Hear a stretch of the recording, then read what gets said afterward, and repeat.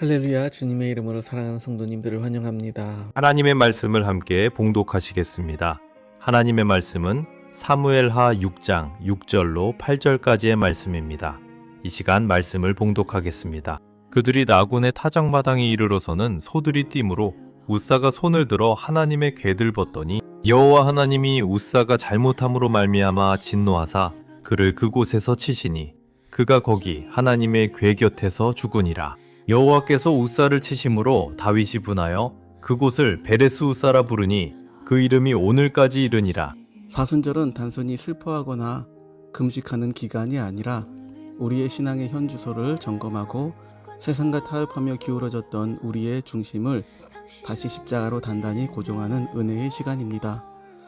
다윗이 하나님의 궤를 예루살렘으로 옮기기 위해 이스라엘 3만 명을 모으고 그 일을 시작하는 장면이 오늘 바로 본문입니다. 이 일은 겉으로 보면 굉장히 감동적인 장면이고 또 하나님께 열심인 장면입니다. 공동체가 함께 움직이고 영적으로도 굉장히 중요한 일을 시작하는 모습입니다. 그런데 성경은 이 장면을 단순히 좋은 시작으로 씁니다. 오히려 이 사건을 통해 아주 중요한 질문을 우리에게 던지고 있습니다. 우리의 열심이 정말 하나님이 기뻐하시는 방법일까? 사랑하는 여러분, 우리는 신앙생활을 하면서 자주 착각을 합니다. 내가 열심히 하면 괜찮다고, 내가 진심이면 괜찮다고 생각합니다. 그러나 성경은 분명히 말하기를 열심보다 더 중요한 것은 바로 하나님의 방법입니다. 다윗은 하나님의 궤를 옮기면서 새 수레를 준비합니다. 가장 좋은 것, 가장 편리한 것, 가장 안정적인 것으로 보는 방법입니다. 인간적으로 보면 틀린 것이 하나도 없습니다. 오히려 정상입니다. 그런데 문제는 이것이 하나님의 방법이 아니었다는 것입니다. 하나님은 이미 법궤를 제사장의 어깨에 메어야 한다고 말씀하셨습니다. 그런데 왜 하나님은 이렇게 번거롭고 힘든 방법을 요구하셨을까요? 수레가 훨씬 효율적이고 안전하고 편한데 왜 하나님은 굳이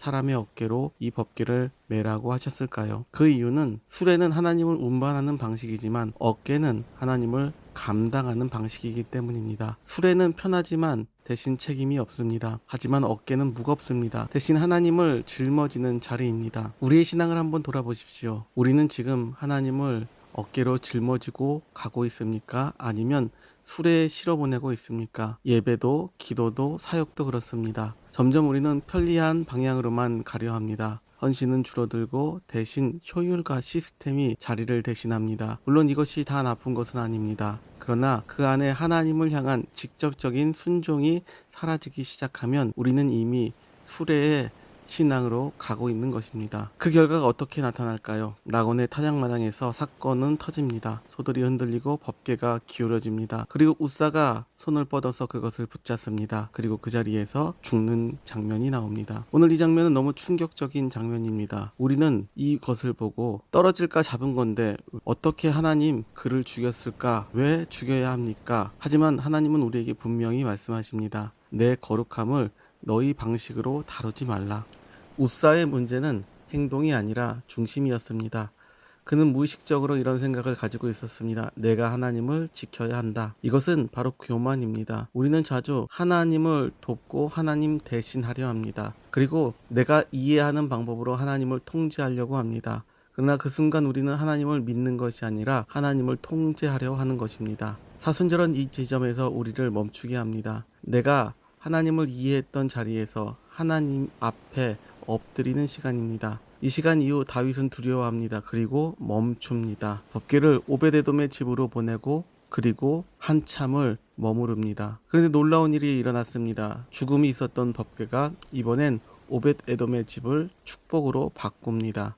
하나님의 은혜가 그 집안에 임했습니다. 왜 그랬을까요? 방법이 달라졌기 때문입니다. 하나님은 위험한 분이 아닙니다. 잘못된 방식으로 다가갈 때 위험한 것입니다. 그러나 하나님의 방법으로 우리가 하나님께 나아갈 때 하나님은 우리에게 생명을 주시는 분입니다. 이 소식을 들은 다윗은 다시 일어납니다. 이번엔 다르게 수레가 아닌 어깨로, 편리가 아닌 순종으로, 자기 방식이 아닌 하나님 방법으로 나아갑니다. 그리고 법궤가 돌아올 때 다윗은 춤을 춥니다. 왕의 체면도 내려놓고 사람의 시선도 내려놓고 하나님 앞에 기뻐합니다. 사람들은 비웃고 미갈은 정죄합니다. 왕이 채통이 없다라고 이야기하기도 합니다. 그러나 다윗은 이렇게 얘기합니다. 나는 하나님 앞에서 한 것이다. 사랑하는 여러분, 이것이 바로 예배입니다. 사람 앞에서 하는 것이 아니라 하나님 앞에 서는 것, 체면이 아니라 중심으로 드리는 것, 이것이 바로 하나님께 드리는 방법입니다. 사순절은 바로 이 자리로 우리를 다시 부르는 시간입니다. 내 방법으로 살아왔던 신앙, 내 편리함으로 만들어진 예배, 내 기준으로 판단했던 하나님, 이 모든 것을 내려놓고 다시 묻는 시간입니다. 주님, 이 방법이 맞습니까?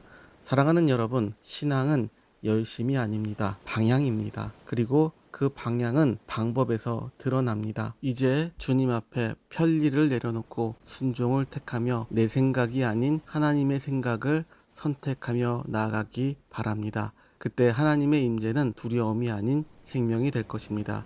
기도하시겠습니다. 주님, 우리가 하나님을 사랑한다 얘기하면서도 우리의 생각과 방법으로 하나님을 다루려 했음을 고백합니다. 하나님의 뜻보다 편리함을 선택했고 순종보다 내 방법으로 하나님을 섬겨왔습니다. 이 시간 회개하오니 우리의 영혼이 주님을 바라보며 믿음 가운데 나아가게 하시옵소서. 내 생각이 아닌 하나님의 말씀을 따르는 삶을 살게 하여 주시옵소서.